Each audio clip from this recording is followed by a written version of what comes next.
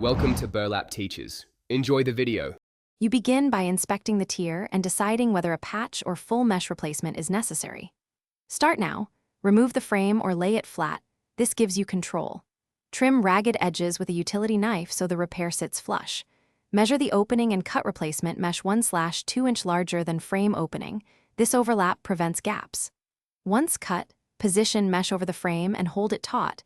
You want even tension so the finished screen won't sag. Now you focus on seating the mesh and setting the spline. Begin at a corner, lay the mesh over the channel and pull it tight toward the opposite corner. This balances tension.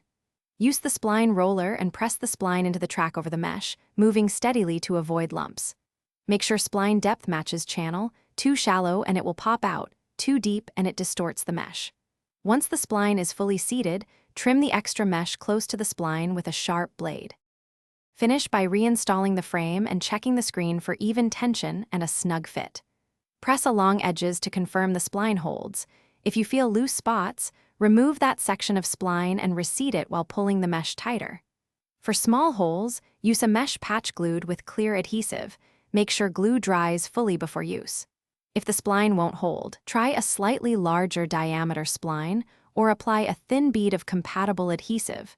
This usually fixes slipping without replacing the entire screen. Thanks for watching. Consider subscribing if this video helped you.